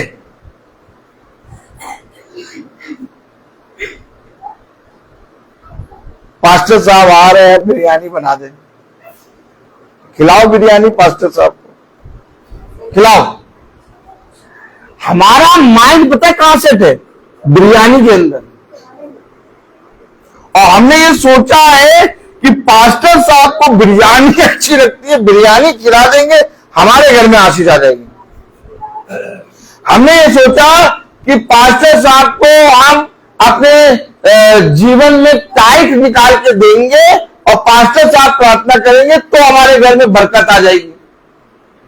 ये तरीका गलत है। आपने बदल दिया तरीका, आपने तरीका बदल दिया। ये इस तरीके, ये जो दसवांश, ये जो पास्टरों के लिए, याजकों के लिए आपके जीवन में आदर है, उसने कहा तुमने एक कटोरा ठंडा पानी पिलाया, तुमने मुझे पिलाया, ये एक अलग वे में बताया पिता ने। ये जितनी बातें रखी हैं तुम्हारी भलाई के लिए रखी हैं, लेकिन इन बातों को हमने अपने जीवन में रीति रिवाज बना लिया। अब इन रीति रिवाज बनाने के बाद क्या हो रहा है? कुछ भलाई नहीं हो रही। पूरी कलीसिया टाइट जाके दे रही है, सफेद सफेद एमएलए, और इतना कुड़ के दे रही है कि पक्के पुराने नोट, जो नोट नहीं चलता हो, दो टेप से चिपका के रख दो, यार यही नोट रखो इसमें।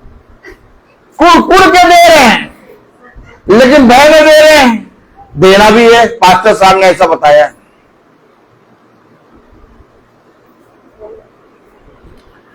हमेशा याद रखिए कलाम में लिखा क्या है।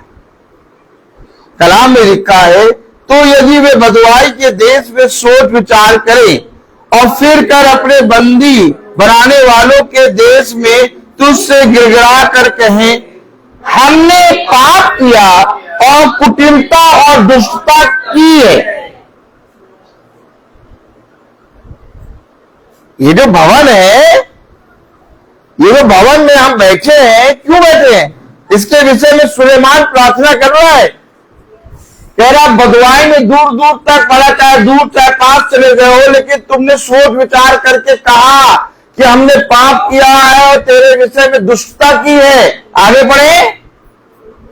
हमने पाप किया और कुटिलता और दुष्टता की है। इसलिए यदि वे अपनी बदुआई के देश में, जहाँ वे उन्हें बंदी बनाकर ले गए हो, अपने पूरे मन और सारे जीवन से मेरी ओर फिरें और हमें से चीज़ों जो तूने अपने कुमारों को दिया था और इस नगर की ओर जिसे तूने चुना है और इस भवन की ओर जिसे मैंने तेरे नाम का बनाया है, मुंह किए हुए तुझसे प्रार्थना करे। केवल मुंह किए हुए प्रार्थना करे दूर से। बदुआई में है, किसी देश में, कानपुर में है, लेकिन कानपुर से इस भवन की ओर देख के देखिए कितना बड़ा खिंचाव दे रहा है। अगर हम केवल मुंह करके प्रार्थना करें और कहें हमने पाप किया, पश्चाताप बने और प्रार्थना करें, तब देखिए क्या हो जाएगा। और अगर हम भवन में बैठ के प्रार्थना करें तो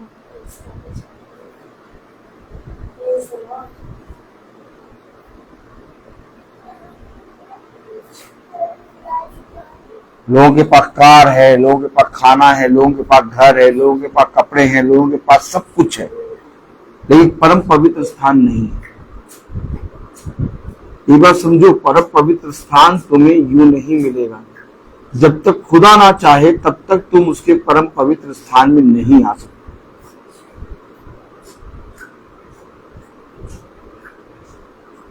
हमेशा याद रखो,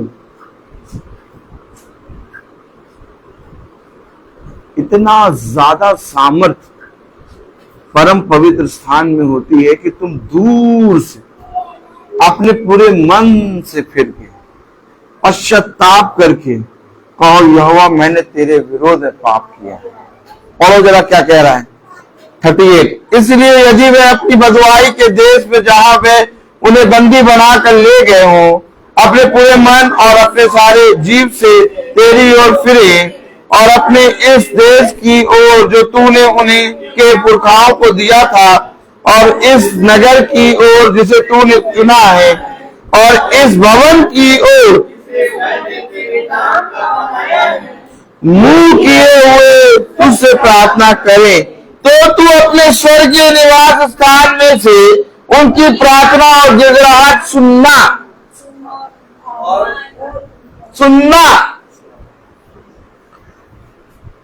उनकी प्रार्थना और गिड़गिड़ाहट सुनना।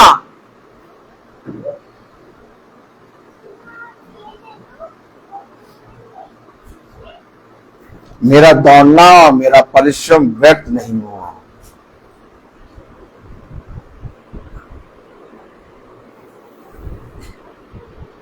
देखने में ईंट पत्थर का बना छोटा सा एक कमरा, लेकिन इस भवन में आने के लिए आपको आज्ञा को पूरा करना होगा। बिना आज्ञा पूरा करे आप इस भवन के अंदर नहीं आ सकते। वो आपको खिंचाव देगा, वो आपको खींचेगा, वो आपको यहां परम पवित्र स्थान में ला के बैठा देगा। इससे कोई मतलब नहीं कि आप कैसे हैं, इससे कोई मतलब नहीं आपने आज तक क्या किया क्या नहीं किया। जिस दिन आपने पिता की आज्ञा माननी सीखी और जिस दिन उसके मार्ग पर चलना सीखा, आपको परम पवित्र स्थान मिलेगा। हमें नहीं मालूम कि हम कितनी आज्ञा मानते हैं, हमें नहीं मालूम कि हम पिता के वचन में कितना चलते हैं, लेकिन जो प्रतिदिन हम लोग चल रहे हैं उसका ये प्रतिफल है कि हमारे पास खुदा ने एक परम पवित्र स्थान दिया। आप मुझसे ये नहीं कह सकते कि भाई मैं भी चलना चाहता हूं, मैं भी गुण करना चाहता हूं, लेकिन मेरे पास समय नहीं है। हफ्ते में एक दिन भवन में प्रार्थना होगी, जाओ जाकर मेरे समाचार को, मेरे निमंत्रण को सबको दे दो। अब जो कोई आना चाहे वो आए। आएगा वो जो आज्ञाओं को मानेगा, जो केवल बैठ के सुनता हो, कान झाड़ के अदरक की चाय बना के फिर पी लेता हो। ताली रहिए। वो हल्दीराम की वो जो नहीं आती है भुजिया बेसन वाली, अदरक की चाय भुजिया बना के खाए, बस उसने वचन को केवल इतना सुना। लेकिन जो ग्रहण करता है वो मेरे परम पवित्र स्थान में आएगा। इसका मतलब ये नहीं कि वो एक दिन आए, 2 दिन आए, 3 दिन आए, वो भय के साथ आएगा। और जब वो ऐसा करेगा वो अपने जीवन में बदलाव को होते देखेगा। मैं उसके जीवन में उन कामों को करूंगा जो उसके जीवन में ना कभी पहले हुए और ना होने थे। क्यों? क्योंकि उसने मेरे परम पवित्र स्थान में प्रवेश किया है। कलाम में लिखा, पढ़िए 39, तो तू अपने स्वर्गीय निवास स्थान में से उनकी प्रार्थना और गिड़गिड़ाहट सुनना और उनका न्याय करना, और जो पाप तेरी प्रजा के लोग तेरे विरुद्ध करें उन्हें क्षमा करना।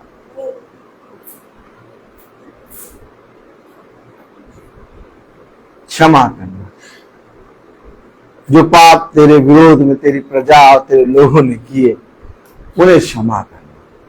मालूम है हमारे लिए, हम सब भाई बहनों के लिए, जितने यूट्यूब पे सुने, फेसबुक पे सुने, आप सब भाई बहनों के लिए, जितने लोगों के पास ये आवाज जा रही है, हम सब के लिए बहुत बड़ा प्रतिफल रखा है। लेकिन वो रुका इसलिए है हमारे अधर्म के काम। जैसे ही हमारे अधर्म की दीवार ढही, हमारे ऊपर बहुत बड़े बड़े प्रतिफल आना शुरू। आप देखते हैं ना, नदी का पानी बहुत बहाव से आ रहा है, एक बीच में बांध दो, पूरा पानी रुक गया। बस वो बांध जो है वो हमारा अधर्म का काम है। और जिस दिन आपने अपने अधर्म के कामों को दूर किया, अच्छा अधर्म के काम आप अपने आप मिटा नहीं सकते, ना ही आप दूर कर सकते हैं, सारे अधर्म के कामों को दूर करने का अधिकार खुदा के वचन को है। और आप जैसे जैसे आज्ञा मानना सीखेंगे वैसे वैसे आपका एक एक अधर्म एक एक आज्ञा के अनुसार टूटता जाएगा। और जैसे जैसे आप वचन को सुनकर ग्रहण करेंगे वो बांध जो बहुत बड़ा था थोड़े दिनों के बाद दिखाई नहीं देगा। और वो पानी जो रुका था वो आपके घर आपके जीवन में ऐसा बहेगा कि मैं तुम्हारे अंदर से नदियों के सोते बहा दूंगा। अब निकले सोते जिससे जाति जाति के लोग आके पिएंगे। अभी क्या है? सूखा पड़ा। क्या है सूखा पड़ा? भैया पता नहीं, बाइबल तो बहुत पढ़ते भैया। पास्टर साहब ने हाथ रख के प्रार्थना भी की थी लेकिन कुछ हुआ नहीं। पास्टर साहब ने प्रार्थना की थी, बाइबल पढ़ी थी, कैंडल चढ़ाई थी, अगरबत्ती जलाई थी, इससे कुछ नहीं होगा।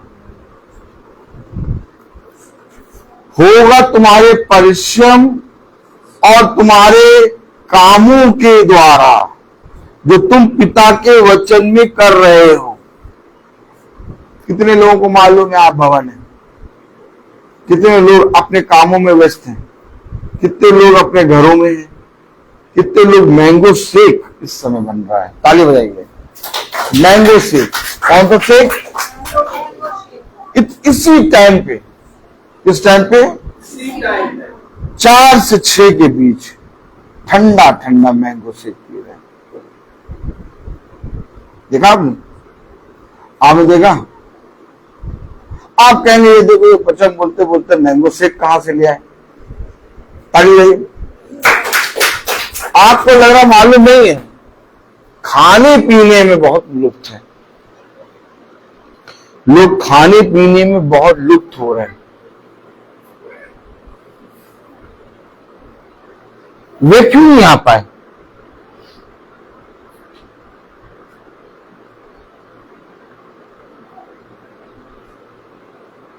एक खिंचाव है।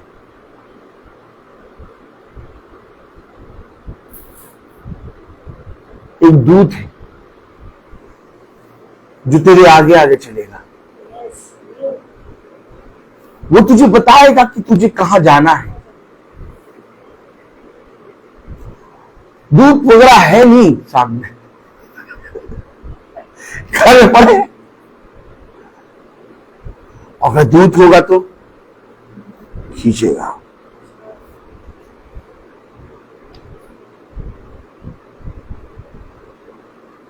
हमेशा याद रखिए, याकूब को नहीं मालूम, यूसुफ को नहीं मालूम, अब्राहम को नहीं मालूम, यशायाह को नहीं मालूम कि जिस स्थान में मैं खड़ा हूं वहां स्वर्ग दिखेगा। लेकिन यशायाह कह रहा, मैंने सबसे ऊंचे सिंहासन पर सेनाओं के अधिराज राजाओं के राजाओं को विराजमान देखा। यशायाह तुम कहां पर खड़े हो? एक ऐसे स्थान पर पहुंचने के बाद तुम्हें रूबरू आमने सामने दिखाई देगा। लोगों के पास वो स्थान इसलिए नहीं क्योंकि खुदा ने उन लोगों से अपने परम पवित्र स्थान को छिपा दिया। राजा को मालूम था कि एक उद्धारकर्ता जन्म लेने वाला है। राजा बहुत धूमधाम भी कर रहा था, लेकिन 3 मंजूसी उस स्थान में पहुंच गए। कितनी बार आपने पढ़ा? कितनी बार आपने पढ़ा? कितनी बड़ी प्रजा, कितना बड़ा राजा, राजा हेरोदेस। तालियां भी बजाएंगे कि नहीं? राजा को मालूम भी, राजा के जो कहते हैं वो थे कौन, ज्योतिषी, वो सब गणना करके बता भी रहे कि उद्धारकर्ता जन्म लेने वाला है। खतरनाक हो जाएगा तुम्हारे लिए। राजा कहना ढूंढो, क्या बताइए? ढूंढ रहे हैं, पूरी प्रजा ढूंढ रही है लेकिन परम पवित्र स्थान मिल नहीं रहा जहां वो पैदा हो रहा है। आज भी लोग ढूंढ रहे हैं कि कहां जाके चढ़ाए। आज भी लोग ढूंढ रहे कहां जाए, कहां जाए, कहां जाए, कहां जाए। कोई कह रहा मेट्रो भी चले जा, को कह सीएनआई चले जा, को कह चले जा, को कह कैसे चले जा, को कह रहा वो कौन बिलीवर चले जाओ। बेचारे संस्था ही चेंज कर रहे हैं। जूम बराबर जूम, क्या? लेकिन एक जगह ऐसी जहां कोई संस्था नहीं, जहां पर केवल मजूसी आए। मजूसी कैसे आए? आगे आगे दूध चल रहा है ना, मजूसी भी नहीं पहुंच गए पाए होते। मजूसी उस दूध को देख के चल रहे हैं। दूध बोल रहे हो वहां पे उसका तारा, तारा ही तो दूध है। मजूसी दूध को देख के चल रहे हैं। अगर मजूसी के सामने दूत है तब मजूसी परम पवित्र स्थान पहुंचे, तो आज भी एक दूत होगा तब तुम इस परम पवित्र स्थान पहुंचोगे। और ये दूत तुम्हें ऐसे नहीं मिलेगा। ये दूत तुम्हें तब मिलेगा जब तुम उसकी आज्ञाओं को मानोगे। कहां लिखा, कहां लिखा? बड़ी मजा आती। आनंद ही आनंद।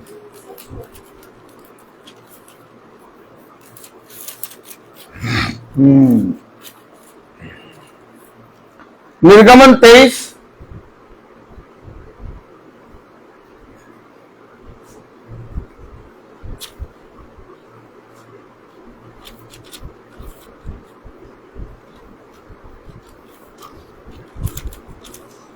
20। सुन मैं एक दूत तेरे आगे आगे भेजता हूं। ओ माय गॉड, दूत कब दिखेगा? दूत कब दिखेगा? दूत आपको तब दिखेगा जब आप खुदा की आज्ञाओं को मानेंगे। आपके पास आज्ञा नहीं है, आपके पास दूत नहीं होगा। आपके पास खुदा का भय होना चाहिए। आपको खुदा को जानने के लिए भूख होनी चाहिए।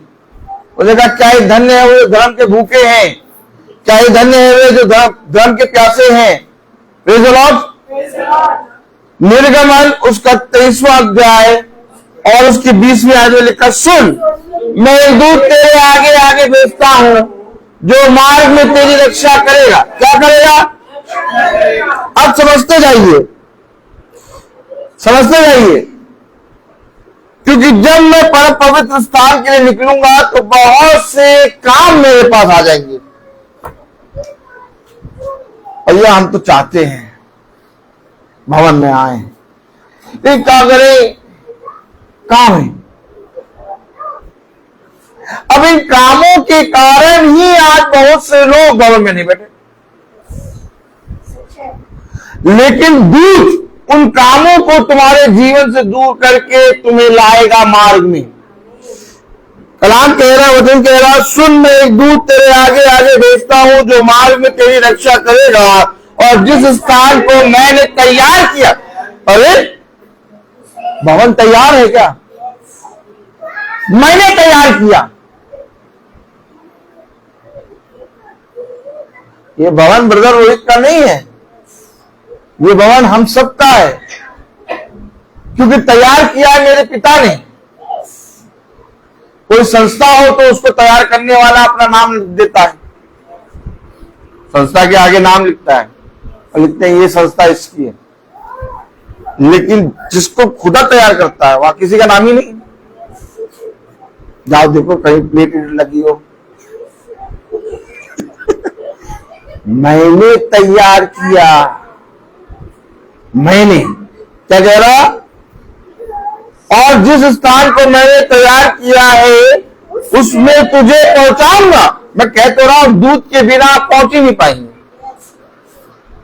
कहीं ना कहीं हम लोग भी वचन को मानते थे, थोड़ा बहुत मानते थे, पढ़े थे, भवन नहीं था, घर नहीं थे, लेकिन खुदा को मालूम था कि ये इसके अंदर बीज है, ये मानता है, वचन मानता है, आज्ञा मानता है। धीरे धीरे धीरे धीरे पिता हमें यहाँ परम पवित्र स्थान में पहुंचाया, यहाँ लाके पिता ने हमें पहुंचाया। हम नहीं पहुंचे हैं, हमें पहुंचाया है। मैं कह तो रहा हूं, कितने लोग आना चाहते हैं भगवान? जिससे मिलिए वो कहेंगे अरे भगवान तो हम भी जाना चाहते हैं। हमारा मन क्या करे? आप जिससे मिलेंगे सबका मन करता भगवान, करता कि नहीं? करता है सबका, और सब कहेंगे भी हमारा मन। पहुंचाएगा दूत, और जब तक दूत नहीं है तब तक आप परम पवित्र स्थान पहुंच नहीं सकते।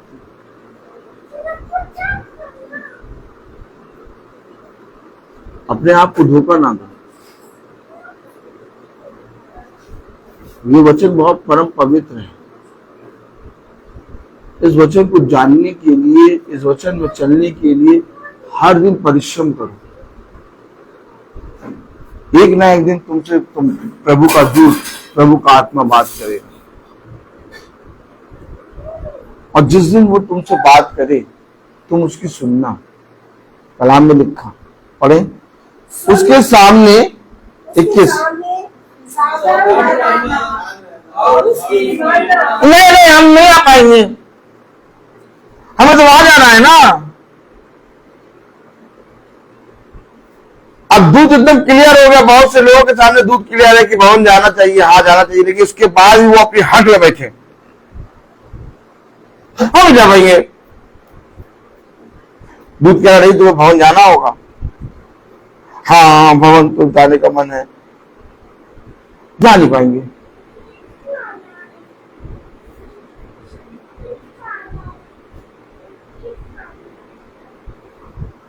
मानना नहीं चाहते। कलाम कह रहा उसकी मानना और उसका विरोध ना करना। वो अपराध क्षमा ना करेगा। क्यों नहीं करेगा? क्योंकि मैं तुम्हारे घर आया और तुम्हें बताया कि जीवन क्या है, तब पर भी तुमने विश्वास नहीं किया। जिस तरह से तुमने मुझे नहीं पहचाना वैसे मैं भी तुम्हें नहीं पहचानूंगा। ये सब लिखा आ रहा है, ये सब बातें जो घट रही हैं, ये बातें हो रही हैं। कितने लोगों के हृदय में छिद गए हैं कि हाँ हमें भवन जाना चाहिए, लेकिन कितनी बार कितनी छोटी छोटी चीजों में वो अपने घरों में बैठे नहीं आ पा रहे। ये होता है वचन से पीछे हटना। जिस खुदा ने मुझे सप्ताह भर चलाया, जिस खुदा ने मुझे सांसें दी, जिस खुदा ने मुझे स्थिर किया, क्या मैं उसके भवन में जाकर धन्यवाद ना बोलूं? क्या है यहाँ पर? कोई स्टैचू है, कोई कैंडल का है स्टैंड है, कोई अगरबत्ती का स्टैंड, यहाँ केवल दीवारें हैं और एक शब्द हो रहा है। इसे आप प्रार्थना का भवन कह रहे हैं? हाँ, हम कह रहे हैं प्रार्थना का भवन। ऐसा तो होता नहीं है भैया। जिसे खुदा तैयार करता है वो ऐसे ही होता है। वहां दुनिया की कोई चीज नहीं होगी, संसार से एकदम अलग। नहीं चाहिए हमें इस संसार में की वस्तुएं, क्योंकि अगर हम संसार और संसार में की वस्तुओं के पीछे चलेंगे तो हम कभी भी दूत की सुन नहीं पाएंगे और ना ही उससे सीख पाएंगे। 21वीं आयत में क्या कह रहा?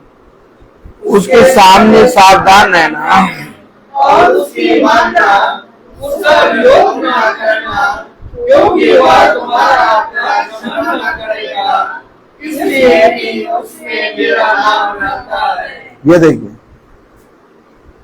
मेरा नाम उसमें है, खुदा का भवन है। अब मैं कैसे अपने नाम की नंबर प्लेट लगा दूं? यहाँ ऑलरेडी एक नाम है और या तो उस नाम को मिटा दो, उसके आगे अपना नाम लगा दो। ये खुदा का भवन है और हम यहाँ पर आके बैठते और प्रार्थना जब करते हैं तो ये गवाही देते हैं कि हम उसके वचन को मानते हैं। ये तो सुनने वाले तो बहुत हैं, परंतु चलने वाले कम है। चलने वाला वही है जो हमेशा खुदा का भय मानेगा और इस पृथ्वी पर मनुष्य के नहीं बल्कि पिता के लिखे हुए वचन की सुनेगा। देखो, क्योंकि ऐसा ही करने से तुम्हारे सारे काम सफल होंगे। ध्यान रहे कि तुम किस हृदय से सुनते हो, क्योंकि अच्छा सुनना भी मसीह की ओर से मिलता है। मैं बोलता, आइए हम निकालेंगे मती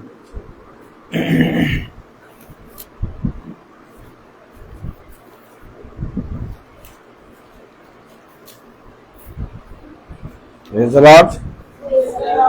Hallelujah.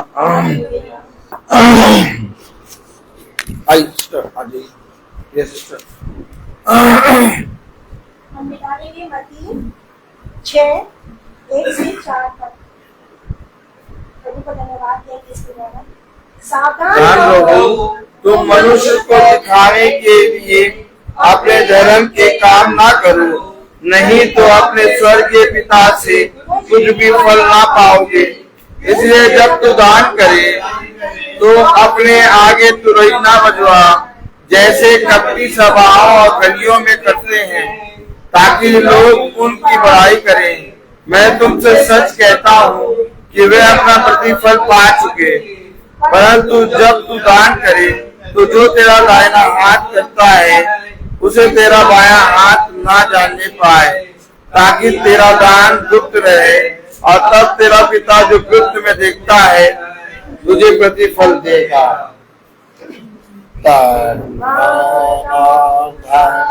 उसे दो यीशु को सब कुछ दो, क्योंकि उसी के द्वारा उद्धार पाना है। जितनी आत्मा का दान उसे दो, तन और धन उसे दो। अगर यीशु की सेवा करोगे, अपनी आशीष को तुम्हें देगा और पाप की सेवा करोगे, हरगिज़ नहीं माफ करेगा।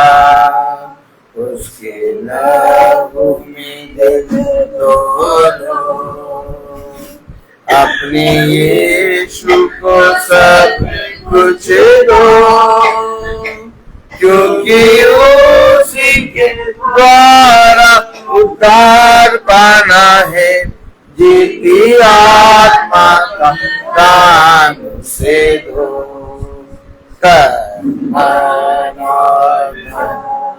से दो।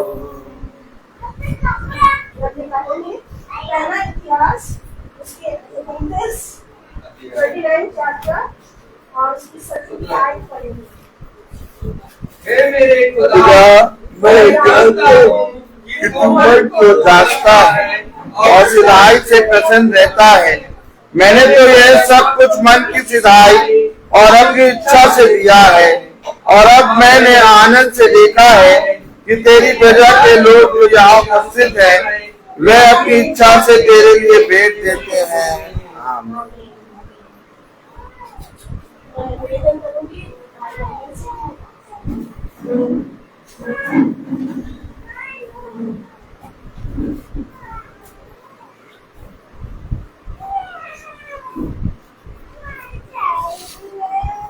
आइए हम लोग प्रार्थना में चले। अपने आंखों को बंद कीजिए और अपने आप को प्रभु के सामने समर्पित करें।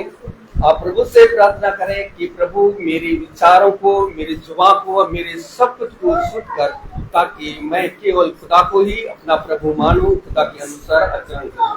जो खुदा की आज्ञा को पालन करता है वह खुदा में निवास करता है, खुदा उसमें। हम जानते हैं कि खुदा हम में निवास करता है क्योंकि उसने हमको अपना आत्मा प्रदान किया।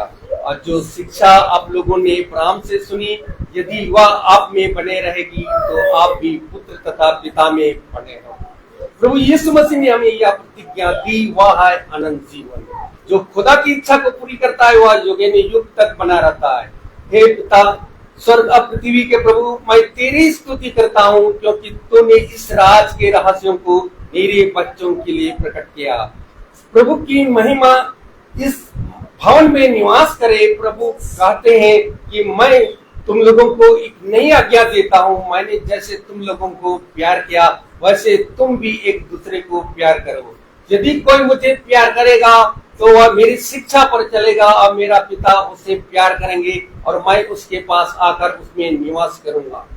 मैं धन्यवाद देता हूँ खुदा, मैं इस भवन में जो भी यहाँ लोग उपस्थित है खुदा, ताकि जो आपका वचन जो ग्रहण किए सुने हैं खुदा, ताकि उसको उस वचन को सुनकर ग्रहण कर सके और उसमें बने रहे खुदा।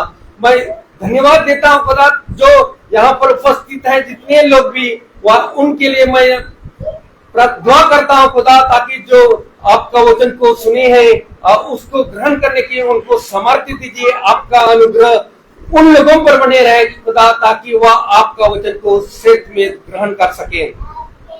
मैं अपने छोटे झुंड के लिए भी यही दुआ करता हूँ खुदा, कि जो भी इस महासभा को देख रहे हैं खुदा, ताकि उन लोगों को भी आपका अनुग्रह उन पर बने रहे और उस आपका वचन को सेठ में ग्रहण कर सके।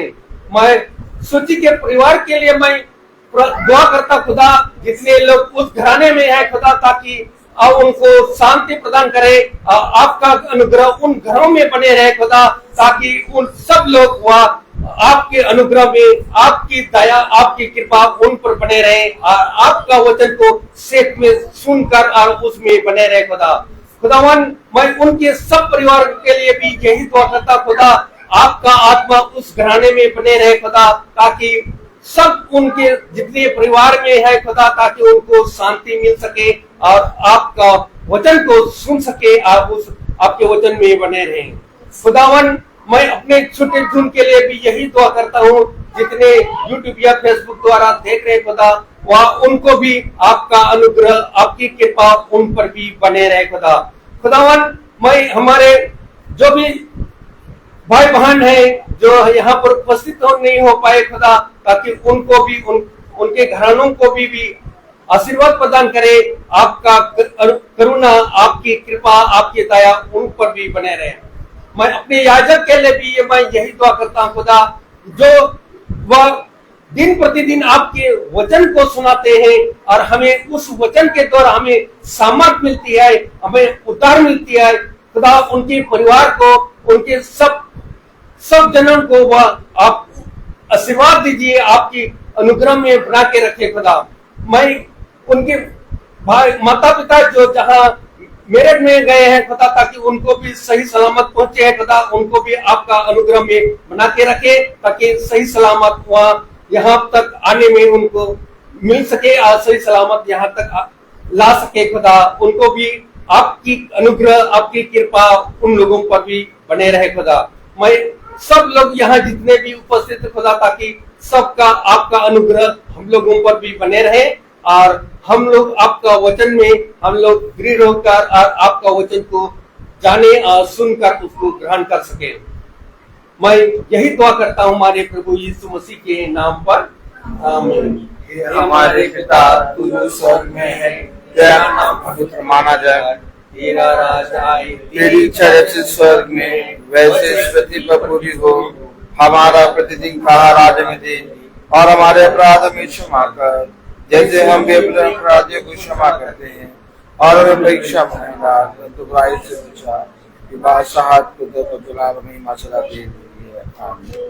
अब हमारे खुदावन यीशु मसीह का फजल, खुदा बाप की मोहब्बत, पाक रूह की रिफाकत और शराकत हमें से हर एक विश्वासी जन के साथ अब से लेकर अनंत काल तक होती रहे। आमीन। धन्यवाद धन्यवाद धन्यवाद, सारी आशीषों के सोते धन्यवाद। धन्यवाद धन्यवाद धन्यवाद सारी आशीषों यीशु ते धन्यवाद सारी आशीषें आती ऊपर से हालेलुया धन्यवाद धन्यवाद धन्यवाद सारी आशीषों के सोते धन्यवाद।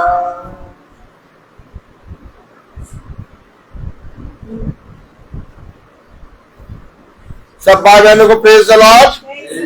सूचित किया जाता है कि कल की प्रार्थना शाम को 5 बजे भाई अल्फ्रेड मैसी के यहाँ बहन जूही के यहाँ होगी। कल की प्रार्थना शाम को 5 बजे भाई अल्फ्रेड मैसी के यहाँ होगी। सब भाई बहनों को प्रेज द लॉर्ड।